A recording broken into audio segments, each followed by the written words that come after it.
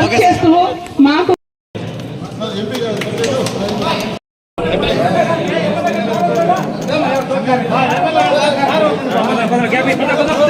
Parliament సభ్యులు రెడ్డప్ప గారు ఇంకా వేదిక మీద చాలా మంది మిత్రులందరూ ప్రజాప్రతినిధులందరూ ఉన్నారు. వారందరికీ వేదిక ముందున్న సోదరీమణులకు సోదరులకు మీడియా వారికి అందరికీ నా నమస్కారం. ఈరోజు 100 పడకలతో ఈ హాస్పిటల్ నిర్మించడం మనం ఈరోజు ప్రారంభించుకోవడం చాలా సంతోషంగా ఉంది. దాదాపు 16 కోట్లతో దీన్ని 1,00,000 స్క్వేర్ ఫీట్లు హాస్పిటల్ నిర్మించేదే కాకుండా ఇక్కడ పోయే హైవేలో జరిగే యాక్సిడెంట్లు వీటన్నిటికీ కూడా ట్రామా సెంటర్ అని కూడా దాన్ని ఓపెన్ చేయడం జరిగింది. అన్ని రకాల వైద్య సేవలు ఇక్కడ అందించబడతాయి. మరి ఇంత పెద్ద హాస్పిటల్ గతంలో ఎప్పుడు కూడా మనం ఊహించలేదు. ఈరోజు 100 పడకల ఆసుపత్రి వెంకయ్య గౌడ్ గారి ఆధ్వర్యంలో మనం తెచ్చుకోవడం జరిగింది. మరి అనేక రకాల వారు అభివృద్ధి కార్యక్రమాలే కాదు, ఈరోజు స్టాచ్యురేషన్ మోడ్లో అర్హులైన ప్రతి ఒక్క మహిళకు కూడా ఇండ్ల పట్టాలు ఇండ్లు మంజూరు చేసిన ఘనత కూడా మన ప్రభుత్వంది, జగన్మోహన్ రెడ్డి గారిది అని మీకు మనవి చేస్తా ఉన్నాను. ఎప్పుడు కూడా ఈ విధంగా ఇవ్వలేదు.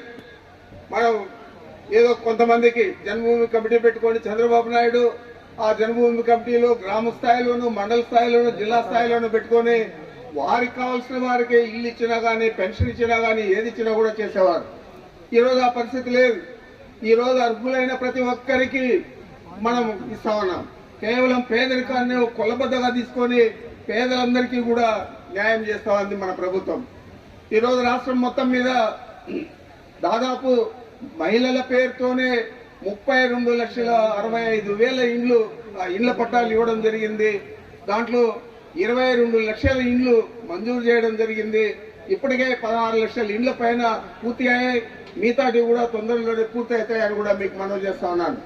మరి ఇంత పెద్ద ఎత్తున ఏ ప్రభుత్వం కూడా ఏ ముఖ్యమంత్రి కూడా గతంలో చేయలేదు. ఒక జగన్మోహన్ రెడ్డి గారే మన రాష్ట్రంలో ప్రప్రథమంగా స్టాచ్యురేషన్ మోడ్ లో ఇన్ని ఇండ్ల పట్టాలు ఇవ్వడం జరిగిందని కూడా మీకు మనవి చేస్తా ఉన్నాను. ఈరోజు ఏ స్కీమ్ తీసుకున్నా గానీ ఇప్పుడు అమ్మఒడి అంటే జగన్మోహన్ రెడ్డి గుర్తొస్తాడు, ఆరోగ్యశ్రీ అంటే రాజశేఖర రెడ్డి గుర్తొస్తాడు. మరి ఈరోజు మన రాష్ట్రం మొత్తం మీద దాదాపు 6,000 కోట్లు చేయూత కింద ఇస్తా ఉన్నారు. మనకు కూడా ఇక్కడ చేయూత కింద ఈరోజు అన్ని నియోజకవర్గాల్లో కూడా ఈ కార్యక్రమం జరుగుతా ఉంది. ముఖ్యమంత్రి గారు విశాఖపట్నం జిల్లాలో కొత్తగా ఏర్పడిన ప్రాంతంలో ఈరోజు ఇది ప్రారంభిస్తా ఉన్నారు. మరి అనేక రకాల సంక్షేమ పథకాలు, అభివృద్ధి కార్యక్రమాలు ఈరోజు మీ పిల్లలందరూ కూడా కార్పొరేట్ స్టైల్లో చదువుకునే అంత స్కూళ్ళన్నీ కూడా మోడర్నైజ్ చేసి అక్కడ ఇంగ్లీష్ మీడియం బోధన, వారికి మధ్యాహ్న భోజనం కూడా ముఖ్యమంత్రి గారే నిర్ణయించి గోరుముద్ద పేరుతో సోమవారం ఈ భోజనం పెట్టాలా, మంగళవారం ఈ విధంగా పెట్టాలా అని వారం పొడుగున మెనూ కూడా ఆయనే నిర్ణయించి ఇచ్చే పరిస్థితి ఈరోజు మన జగన్మోహన్ రెడ్డి గారు కల్పించారు.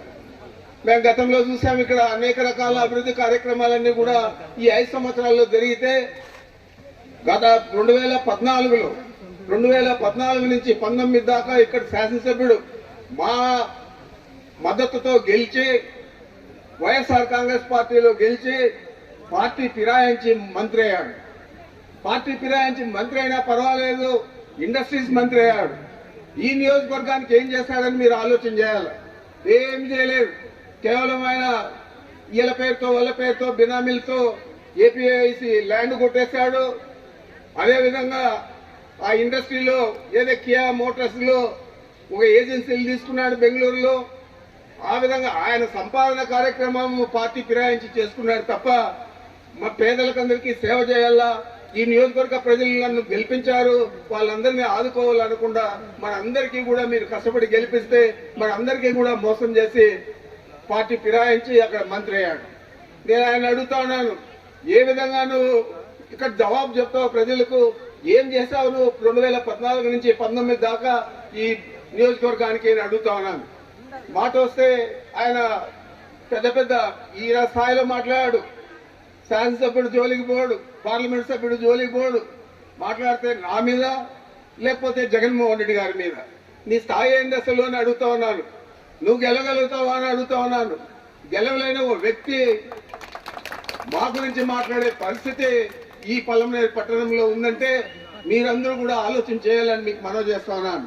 ఈరోజు జగన్మోహన్ రెడ్డి గారు చెప్తా ఉన్నాడు, నేను ఏదైనా మంచి చేస్తుంటే మీరందరూ నన్ను ఆశీర్వదించండి, తిరిగి మళ్ళా నేను ముఖ్యమంత్రి అయ్యే విధంగా మీరందరూ కూడా నన్ను బలపరచండి, నేను మంచి చేయలేదంటే నేను ఓట్లు కూడా అడగను అని చెప్పి చెప్తా ఉన్నాడు. మరి ఈరోజు మీడియా, పచ్చ మీడియా నాకు వద్దు, పచ్చ పత్రికలు వద్దు, కేవలం మీ బలం చాలు అని చెప్పి ప్రతి సమావేశంలో కూడా జగన్మోహన్ రెడ్డి గారు చెప్తా ఉన్నారు. మీరే నాకు బ్రాండ్ అంబాసిడర్స్, మీరే నాకు స్టార్ క్యాంపెయినర్స్ అని కూడా చెప్తా ఉన్నారు. ఆ విధంగా ప్రతి మహిళ కూడా ముందుకు రావాలా, ప్రతి సోదరుడు కూడా ముందుకు రావాలా, జగన్మోహన్ రెడ్డి గారు రుణం తీర్చుకునే విధంగా మనం అందరూ కూడా పనిచేయాలని చెప్పి మీ అందరికీ మనవి చేస్తూ, ఏది ఏమైనా కూడా రేపు జగన్మోహన్ రెడ్డి గారు అక్కడ ముఖ్యమంత్రి కావాలంటే ఇక్కడ వెంకయ్య గౌడ గారు అత్యధిక మెజారిటీతో గెలవాలి. అదేవిధంగా ఇక్కడ పార్లమెంట్ సభ్యుడు ఇప్పుడు 2వ పర్యాయం మళ్ళా పోటీ చేస్తూ ఉన్నాడు, వారిని కూడా అత్యధిక మెజారిటీతో గెలిపించాలని చెప్పి మిమ్మల్ని అందరినీ కూడా కోరుకుంటూ నాకు ఈ అవకాశం ఇచ్చిన మీ అందరికీ నమస్కరించుకుంటున్నాను.